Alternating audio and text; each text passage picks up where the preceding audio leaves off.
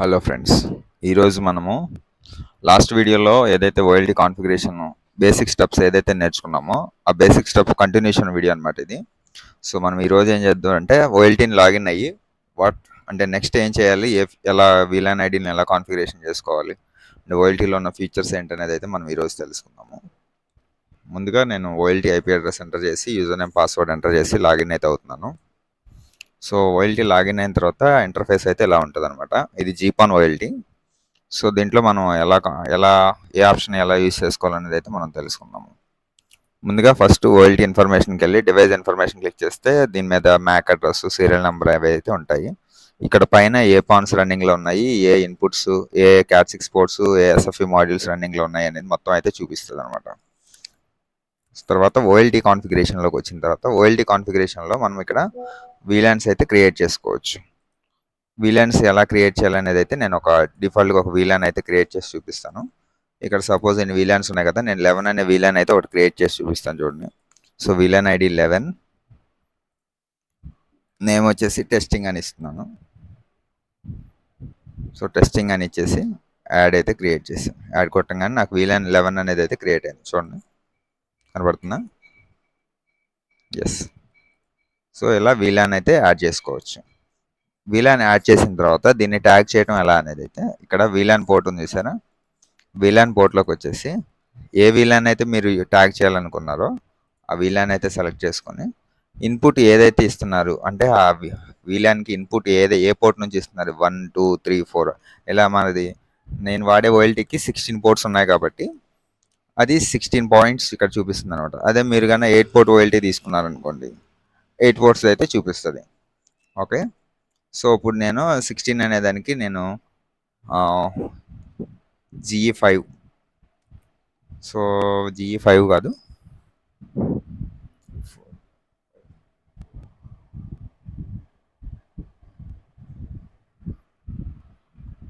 GE9 అయితే నేను tag చేద్దాం అనుకుంటున్నాను. GE9ని నేను ట్రంక్ మోడ్లో పెట్టేసి ట్యాగ్ మీద క్లిక్ చేసి సబ్మిట్ అయితే సెలెక్ట్ చేయండి. సో ఇక్కడ మనం GE9లో ఇచ్చిన ఇన్పుట్ 11 అనే వీలాన్ ఐడితో మనం కాన్ఫిగరేషన్ చేసుకుంటే కస్టమర్కి అయితే నెట్ వస్తుంది అనమాట.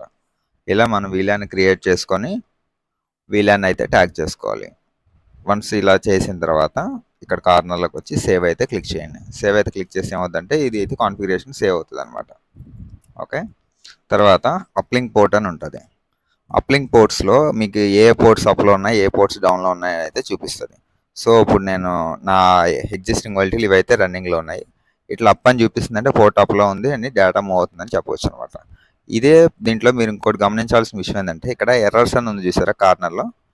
ఎప్పుడైనా మీరు అప్లింక్ పోర్ట్ క్లిక్ చేసినప్పుడు ఇక్కడ ఎర్రర్స్ ఉన్నాయనుకోండి, మీకు ఏదైతే పోర్ట్ మీద ఎర్రర్స్ ఉన్నాయో ఆ పోర్ట్లో మీకు డేటా అనేది లూప్ అవుతుందని అర్థం. సో డేటా లూప్ అయినా ఇన్ కేస్ చిన్న చిన్న బ్యాండ్ విడ్త్లు ఎటు నుంచి అటు ఏదన్నా మిస్బిహేవ్ చేస్తున్నా సరే ఇక్కడ పోర్ట్ మీద అయితే ఎర్రర్స్ వస్తాయి అనమాట. ఎర్రర్స్ వస్తున్నాయంటే ఆ పోర్ట్ మీద వెళ్ళే డేటాలో మీకు సంథింగ్ ఏదో ప్రాబ్లం ఉందనేది అయితే చూసుకోవాలి. ఓకే. సో ఇది పోర్ట్స్ అనమాట. దీంట్లో కాన్ఫిగరేషన్ మీద క్లిక్ చేద్దాం. కాన్ఫిగరేషన్ మీద క్లిక్ చేసిన తర్వాత ఇక్కడ మనము రాసుకోవచ్చు అనమాట. ఓకే. ఏ పోర్ట్కి ఏ ఇన్పుట్ ఉంది, ఏ పోర్ట్కి ఏ ఇన్పుట్ ఉంది. సో ఇక్కడ మీరు డీటెయిల్గా అయితే రాసుకోవచ్చు అనమాట. సో నేను నార్మల్గా రాశాను. GE1లో BSNL ఉంది, GE2లో ఆల్ఫా ఉంది, GE3లో సెకండ్ ISP ల్యాన్ ఉంది, GE5లో PPP ఇన్పుట్ ఉంది, అవుట్పుట్ ఉంది. అంటే నేను ఒక దాంట్లో నుంచి ఇన్ తీసుకుంటున్నాను, ఇంకో దాంట్లో అవుట్పుట్, ఇలా కూడా వాడుకోవచ్చు అనమాట. ఇలా అయితే మనం రాసుకోవచ్చు. డిస్క్రిప్షన్ రాసుకోవడానికి అయితే ఉంటుంది. ఈ అడ్మిన్ స్టేటస్ ఉంది చూసారా, ఇది కానీ ఎనేబుల్లో పెట్టుకుంటే ఏమవుతుందంటే మనకి ఇందాక స్టార్టింగ్లో మీకు చూపించాను కదా, అక్కడైతే మీకు ఇన్ఫర్మేషన్ అయితే కనపడుతుంది అనమాట. సో ఈ ఓఎల్టీలు ఏంటంటే 2 పోర్ట్స్ 10G సపోర్ట్ చేస్తాయి, GE7 అండ్ GE8. సో అందుకని వీళ్ళు ఏం చేశారంటే auto 100 MB full 10G full అని అయితే ఇచ్చారు. సో మీ దగ్గర కన్నా 10G మాడ్యూల్ ఉంది అనుకోండి, 10G మాడ్యూల్ కనెక్ట్ చేసుకొని యూస్ చేసుకోవచ్చు. ఈ 2 పోర్ట్లు మాత్రమే 10G అయితే పనిచేస్తుంది, మిగతా పోర్ట్లని నార్మల్గా పనిచేస్తాయి అనమాట. ఈ POID అనేది పోర్ట్ వీలాన్ ఐడి అనమాట. ఇన్ కేస్ మీరు పోర్ట్ బేస్డ్ వీలాన్ ఐడి కనుక కాన్ఫిగరేషన్ చేసుకుంటే ఇలా అయితే కాన్ఫిగరేషన్ చేసుకోవచ్చు అనమాట. ఇది అప్లింక్ పోర్ట్లో ఉన్న ఇన్ఫర్మేషన్ అనమాట. దీని తర్వాతకు వచ్చేసరికి పాన్ అనేది ఏంటంటే మన ఓఎల్టీలో ఎన్ని పాన్స్ ఉన్నాయి అనేది చూపిస్తుంది. దాని పాన్ మాడ్యూల్ యొక్క టెంపరేచర్ ఎంత ఉంది, దాని ట్రాన్స్మిట్ పవర్ ఎంత అయితే ఉందనేది అయితే చూపిస్తుంది అనమాట. ఇక్కడ ఇలా అయితే మనం మన ఎగ్జిస్టింగ్ ఓఎల్టీలో ఉన్న పాన్ మాడ్యూల్స్ యొక్క టెంపరేచరు, అది వాల్టేజ్, దాని యొక్క ట్రాన్స్మిట్ పవర్ ఇవైతే తెలుసుకోవచ్చు దీంట్లో. తర్వాత ట్రాఫిక్ స్టాటస్లోకి వస్తే ఏ పాన్ నుంచి ఎంత ట్రాఫిక్ అనేది ఇన్ అవుట్ వెళ్తుంది అనేది అయితే తెలుస్తుంది. ఇక్కడ కూడా మీరు గమనించండి, ఎర్రర్స్ అనేది ఉంటుంది. ఇక్కడ ఎర్రర్స్ ఏంటంటే పాన్ 1లో ఎర్రర్స్ వచ్చాయి అనుకోండి, పాన్ 1లో ఉన్న ఓఎన్యూలో ఏదన్నా ప్రాబ్లం వస్తే పాన్ 1లో ఉన్న ఓఎన్యూ కింద ఇక్కడ ఎర్రర్స్ అయితే వస్తాయి. ఇట్లా ఏ పాన్లో అయితే ఎర్రర్స్ వచ్చాయో ఆ పాన్లో ఎర్రర్స్ అనమాట. అంటే ఏ పాన్ మాడ్యూల్స్లో, ఇప్పుడు సపోజ్ పాన్ 1 అనే మాడ్యూల్లో కస్టమర్ దగ్గర ఏదో ఎర్రర్ వచ్చింది అనుకోండి, ఇక్కడ మనకి ఎర్రర్ అయితే డిస్ప్లే అవుతుంది అనమాట. ఇలా తర్వాత మీకు కాన్ఫిగరేషన్ అంటే ఏముండదండి. ఇది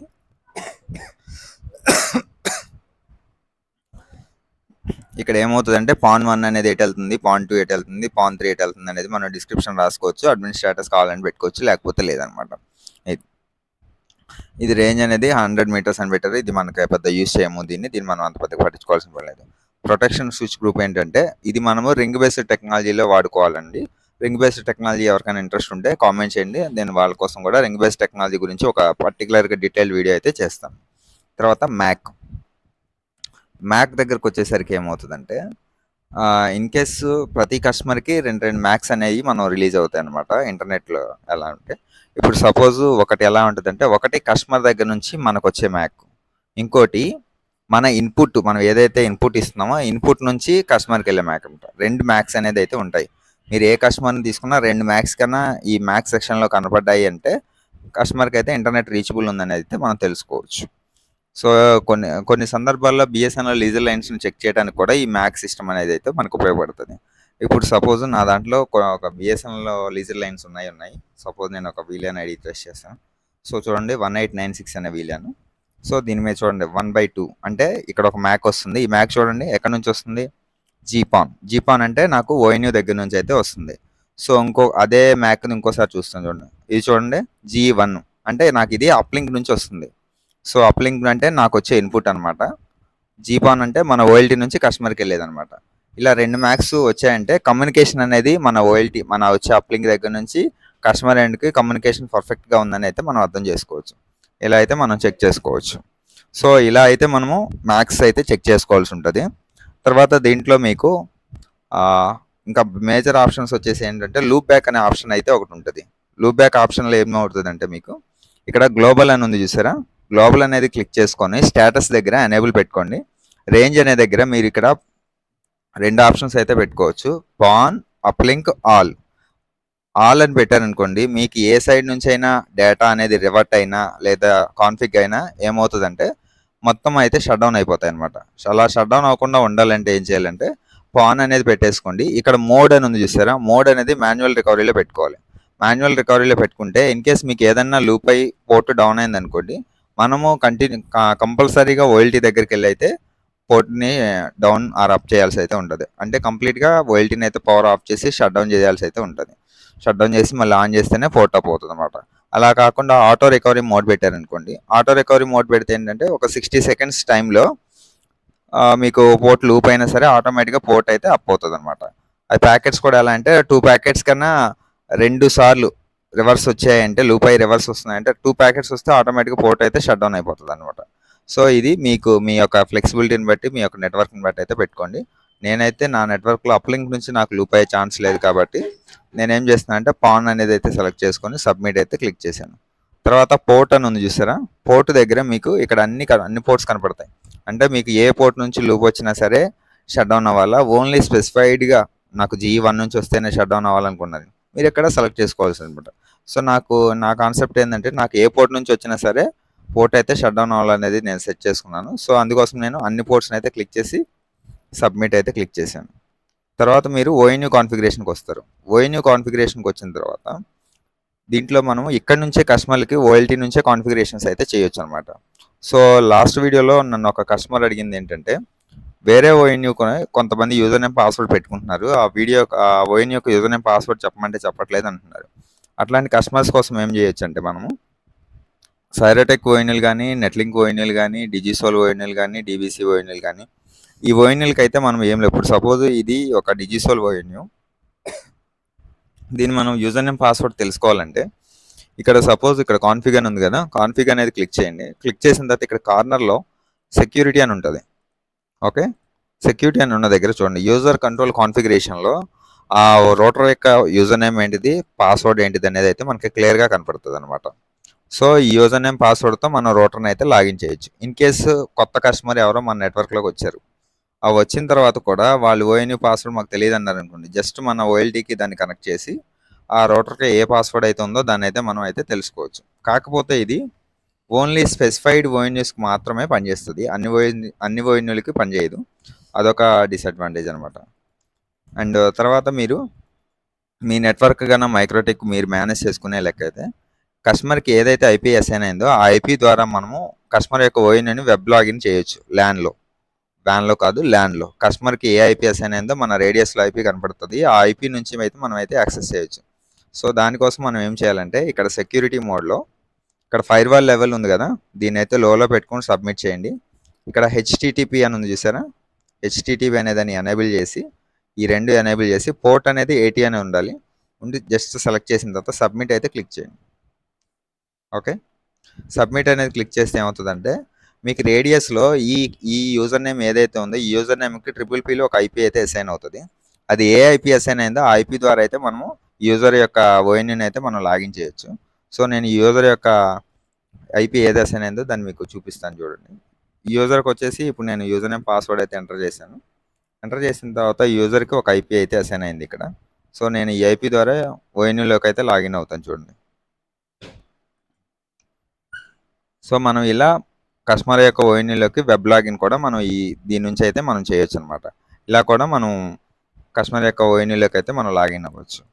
అండ్ సెకండ్ వచ్చేసి మీకు దీంట్లో ఓఎన్యూలు పెట్టుకున్న తర్వాత కొంతమంది ఏమవుతుందంటే పవర్స్ ఎక్కువ తక్కువ అవుతూ ఉంటాయి, కస్టమర్లు కంప్లైంట్ చేస్తూ ఉంటారు, పవర్ వస్తుంది, కస్టమర్కి నెట్ స్లో వస్తుంది అనేది అయితే చెప్తూ ఉంటారు. అట్లాంటి వాటికి ఏంటంటే అసలు ఆ ఓఎన్యూకి పవర్ ఎంత ఉంది అనేది అయితే మనం చెక్ చేసుకోవచ్చు. దానికి మనం నెంబర్ ఆఫ్ ఓఎన్యూస్ని అట్ ఏ టైం మీరు చెక్ చేయాలనుకుంటే ఇక్కడ ఓఎన్యూ ఆప్టికల్ ఇన్ఫోలోకి వెళ్ళేసి ఇక్కడ పాన్ 1 సెలెక్ట్ చేసుకొని, అంటే మీరు ఏ పాన్ అయితే చూడాలనుకున్నారో ఆ పాన్ అయితే సెలెక్ట్ చేసుకోండి. సెలెక్ట్ చేసుకున్న తర్వాత ఇక్కడ గ్రూప్ ఉంటుంది అనమాట, ఎవ్రీ 32 ఓఎన్యూస్కి ఒక గ్రూప్ అవుతుంది. సో ఇప్పుడు నేను ఒక 1 to 32 అనే దాంట్లో చూపిస్తున్నా చూడండి. ఇక్కడ -22 అనే ఒక ఓఎన్యూ ఉంది, -15, -20, -16 ఇలా అయితే కస్టమర్లకి అయితే పవర్ ఉన్నాయన్నమాట. ఇలా మనము పాన్ 1లో గ్రూప్ ఉంది చూసారా, 32 to 64, అంటే నాకు ఈ పాన్ 1లో చాలా తక్కువ మంది కస్టమర్లు ఉన్నారు. నేను పాన్ 2 మీకు చూపిస్తాను. సో పాన్ 2లో చూడండి ఎంతమంది కస్టమర్స్ ఉన్నారో. ఇలా అయితే మనం పాన్ 2లో ఉన్న కస్టమర్స్ యొక్క పవర్ను కూడా అయితే చెక్ చేయొచ్చు. అండ్ సెకండ్ థింగ్ వచ్చేసి ఓఎన్యూ వర్షన్ ఏ వర్షన్ ఉంది. ఇన్ కేస్ కొంతమంది ఏమవుతుందంటే వర్షన్స్ వేరే ఉంటే ఇంటర్నెట్ అయితే రాదనమాట. అట్లాంటప్పుడు వర్షన్స్ ఇలా చెక్ చేసుకొని మనం ఇక్కడ నుంచి అయితే ఫర్మ్వేర్ని అయితే అప్డేట్ చేసుకోవచ్చు అనమాట. తర్వాత చాలామంది ఓఎన్యూలకి ఇలా నేమ్ అయితే పెట్టుకోరు, డిఫాల్ట్గా అయితే వదిలేస్తారు. ఇలా నేమ్ పెట్టుకోవటం వల్ల ఏమవుతుందంటే మీకు కస్టమర్ యూజర్ నేమ్ పాస్వర్డ్ని అయితే మీరు పెట్టుకున్నారనుకోండి, ఎప్పుడైనా కస్టమర్ కంప్లైంట్ చెప్పినప్పుడు ఏమవుతుందంటే మన ఓఎల్టీలోకి లాగిన్ అయిపోయిన తర్వాత కస్టమర్ ఆన్లైన్లో ఉన్నాడా ఆఫ్లైన్లో ఉన్నాడా అయితే మనం ఇక్కడ నుంచి అయితే చూసి చెప్పవచ్చు. ఇలా ఐడెంటిఫై చేయడం కోసం మన టైంని సేవ్ చేసుకోవడం కోసం ఇలా డిస్క్రిప్షన్లో నేమ్ అయితే పెట్టుకోవచ్చు. ఇలా నేమ్ ఎలా పెట్టుకోవాలంటే ఏం లేదు, జీపాన్ ఓఎల్టీలోకి అయితే ఇక్కడ మీకు డీటెయిల్డ్ ఇన్ఫో అని ఉంది చూసారా, డీటెయిల్డ్ ఇన్ఫో దగ్గర క్లిక్ చేసి డిస్క్రిప్షన్ దగ్గర మీరు ఏ నేమ్ అయితే పెట్టుకోవాలనుకున్నారో ఆ నేమ్ అయితే ఇక్కడ పెట్టుకోవచ్చు అనమాట. ఇలా నేమ్ పెట్టుకొని సేవ్ చేయొచ్చు. ఇలా మనం ఓఎన్యూకి సంబంధించిన కాన్ఫిగరేషన్స్ అయితే మనం తెలుసుకోవచ్చు. దీని తర్వాత ప్రొఫైల్ కాన్ఫిగరేషన్ గురించి నేను డెడికేటెడ్గా డీటెయిల్ వీడియో అయితే మళ్ళీ చేస్తాను. ఆల్రెడీ ఇంతకుముందు సర్వీస్ ప్రొఫైల్ గురించి అయితే చేశాను. తర్వాత మీకు నెక్స్ట్ వీడియోలో డెడికేటెడ్ వీడియోలో ఏమవుతుందంటే డేటాబేస్ యొక్క profile, line profile, service profile, alarm profile, ఈ ప్రొఫైల్స్ అన్ని క్రియేట్ చేసిన తర్వాత ఓఎన్యూని ఎలా బైండ్ చేయాలనేది అయితే కూడా నేను చూపిస్తాను. తర్వాత సిస్టమ్ కాన్ఫిగరేషన్లో ఇక్కడ మనకి అలారమ్స్ అయితే కనపడుతూ ఉంటాయి అనమాట.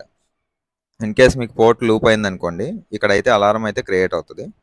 అలారం క్రియేట్ అయింది అంటే మనకి ఎక్కడో బ్యాకప్ జరుగుతుంది అని అర్థం, అంటే మీకు నెట్వర్క్ ఎక్కడో డిస్టర్బెన్స్ అవుతుందని అర్థం. ఇక్కడ మీకు అలారమ్స్ ఎలా చెక్ చేసుకోవచ్చు అంటే మీకు ఇక్కడ అలారం టైప్ ఉంది చూసారా, ఇక్కడ మీకు ఓఎల్టీ పోర్ట్ అప్ డౌన్ అనేది సెలెక్ట్ చేసి అనుకోండి. ఇన్ కేస్ మీకు ఓఎల్టీగా ఉన్న పోర్ట్ అప్ డౌన్ అయిందంటే ఇక్కడ అలారం వస్తుంది. లూప్ బ్యాక్ సెలెక్ట్ చేశారనుకోండి, లూప్ బ్యాక్ అయితే లూప్ బ్యాక్ అలారం అయితే వస్తుంది. అండ్ తర్వాత పాన్ యొక్క పవర్ హై, లో అలా అయినా సరే అలా వస్తుంది. లేదంటే కొన్ని ఇల్లీగల్గా రిజిస్టర్ అవుతూ ఉంటాయి, అంటే మన ప్రమేయం లేకుండా మన కస్టమర్ దగ్గర కానీ ఎక్కడైనా సరే ఎవరో ఒక్కొక్కళ్ళు ఇల్లీగల్గా ఓఎన్యూస్ అయితే పెట్టి ట్రై చేస్తూ ఉంటారు. అట్లాంటివి కూడా మనకి ఇక్కడ చూపిస్తూ ఉంటాయి అనమాట. సో ఇట్లాంటి ఆప్షన్స్ అన్ని మనం చెక్ చేయాలంటే దీంట్లో అయితే సిస్టమ్ లాగ్లో అయితే మనం చెక్ చేసుకోవచ్చు. తర్వాత డివైస్ మేనేజ్మెంట్. డివైస్ మేనేజ్మెంట్ ద్వారా ఏమవుతుందంటే మన ఓఎల్టీకి ఫర్మ్వేర్ కానీ మీరు అప్గ్రేడ్ చేయాలనుకుంటే మీ ఏ ఓఎల్టీ అయితే వెండర్ ఉన్నారో వెండర్ని అడిగితే మీకు ఫర్మ్వేర్ అయితే అప్డేట్ చేస్తారు. లేదు వాళ్ళు ఫర్మ్వేర్ ఫైల్ ఇచ్చారనుకోండి, ఆ ఫైల్‌ని యూజ్ చేసుకొని ఫైల్‌ని డౌన్లోడ్ చేసి ఇక్కడ చూస్ ఫైల్‌లో క్లిక్ చేసి అప్గ్రేడ్ అయితే చేసుకోవచ్చు అనమాట. ఆ ఫర్మ్వేర్ అప్గ్రేడ్ అయిన తర్వాత డివైస్ని అయితే రీబూట్ చేయాల్సి ఉంటుంది. ఫర్మ్వేర్ అప్గ్రేడ్కి సంబంధించి ఇంకొక వీడియో ఉంది మీకు, అది నేను మీకు పంపిస్తాను. తర్వాత యూజర్ మేనేజ్మెంట్ ఉంటుంది. యూజర్ మేనేజ్మెంట్ ఏంటంటే మీకు ఓఎల్టీని ఎవరైతే యూజ్ చేస్తున్నారో వాళ్ళకి అన్ని ఫీచర్స్ మంచి ఓఎల్టీ మీద మంచి అవగాహన ఉంటే అడ్మిన్ పర్మిషన్స్ తీసుకోండి. ఒకవేళ మీ కింద మీ టెక్నీషియన్ ఎవరైనా యూజ్ చేస్తున్నట్లయితే యూజర్ రోల్ అయితే క్రియేట్ చేయండి. యూజర్ రోల్ అనేది క్రియేట్ చేసి మీరు వాళ్ళకి ఏ పర్మిషన్స్ కావాలనేది రోల్ అయితే మనం క్రియేట్ చేసి అయితే పర్మిషన్స్ అయితే ఇవ్వచ్చు అనమాట. తర్వాత ఎస్ఎన్ఎంపి అనేది ఏంటంటే మీకు ఈ ఓఎల్టీని మీరు మానిటర్ చేయడానికి అయితే ఎస్ఎన్ఎంపిని వాడుకోవచ్చు. తర్వాత మీకు ఆక్స్ ఐపీ అని ఉంటుంది. ఆక్స్ ఐపీ ఏంటంటే మీరు ఆ ఓఎల్టీలో ఆక్స్ పోర్ట్ నుంచి ఈ స్పెసిఫైడ్ ఐపీ ద్వారా అయితే మీరు ఓఎల్టీని అయితే యాక్సెస్ చేయొచ్చు. దీన్ని మీరు చేంజెస్ చేసుకోవచ్చు, లేదా ఈ ఐపీ ద్వారా అయినా ఉంచుకోవచ్చు. ఇదనమాట. తర్వాత సిస్టమ్ టైము. ఇది ఆటోమేటిక్గా మీరు వన్స్ ఓఎల్టీ ఇంటర్నెట్ కనెక్ట్ అయిన తర్వాత ఒకసారి సెట్ చేసుకుంటే సరిపోతుంది. లేదంటే ఈ ఎన్టీపీ ఉంది చూసారా, ఇక్కడ సెలెక్ట్ చేసి మన సర్వర్ని సెలెక్ట్ చేసి సబ్మిట్ కొట్టగానే ఆటోమేటిక్గా అయితే అప్డేట్ అవుతుంది. తర్వాత లాగిన్ మేనేజ్మెంట్. లాగిన్ మేనేజ్మెంట్లో ఏంటంటే ఎస్ఎన్ఎంపికి ఏఐపీ నుంచి ఏఐపీ డేటా వెళ్ళాలి ఏంటనేది అయితే మనం ఇక్కడ ఇవ్వాల్సి వస్తుంది. తర్వాత నెట్వర్క్ సెక్యూరిటీ. నెట్వర్క్ సెక్యూరిటీ అనేది మీరు దీన్ని ఏం చేయాల్సిన పని లేదు. దీన్ని నార్మల్గా అయితే వదిలేయచ్చు. ఇన్ కేస్ మీ కస్టమర్లకి మీకు మైక్రోటిక్ సర్వర్ అవి లేదనుకోండి, రేడియస్ ప్రొఫైల్ ఉంటుంది కదా, రేడియస్ని కూడా ఇక్కడ నుంచి అయితే అథెంటికేషన్ చేయొచ్చు. కాకపోతే రేడియస్ అనేది దీని నుంచి అథెంటికేషన్ చేస్తే కొన్ని చిన్న చిన్న ప్రాబ్లమ్స్ అయితే ఉన్నాయి. సో ఆ ప్రాబ్లమ్స్ కోసం అందరూ ఏం చేస్తున్నారంటే మైక్రోటిక్ని అయితే యూస్ చేస్తున్నారు. సో ఇది మనం ఈరోజు వీడియోలో అయితే మనం తెలుసుకున్నది. నెక్స్ట్ వీడియోలో మనం ఏం చేద్దామంటే సైరోటెక్కు సంబంధించిన service profile and line profile గురించిన డీటెయిల్ వీడియో, అండ్ సెకండ్ వచ్చేసి ఓఎన్యూల్ని మనం రిమోట్లో ఎలా యాక్సెస్ చేయొచ్చు. అంటే ప్రతి ప్రాబ్లంకి కస్టమర్ దగ్గరికి వెళ్లకుండా మన ఓఎల్టీ దగ్గర నుంచి మన కంట్రోల్ రూమ్ నుంచి ప్రతి కస్టమర్ ఓఎన్యూని వెబ్ లాగిన్ చేసి కస్టమర్ యొక్క వైఫై నేమ్ పాస్వర్డ్ని ఎలా చేంజెస్ చేయొచ్చు అనేది అయితే మనం నెక్స్ట్ వీడియోలో తెలుసుకుందాం. సో ఇది ఈ వీడియో ఈ వీడియో గురించి మీకు ఏదైనా డౌట్స్ అండ్ క్లారిఫికేషన్స్ ఉంటే కింద కామెంట్ సెక్షన్లో కామెంట్ చేయండి. Thank you.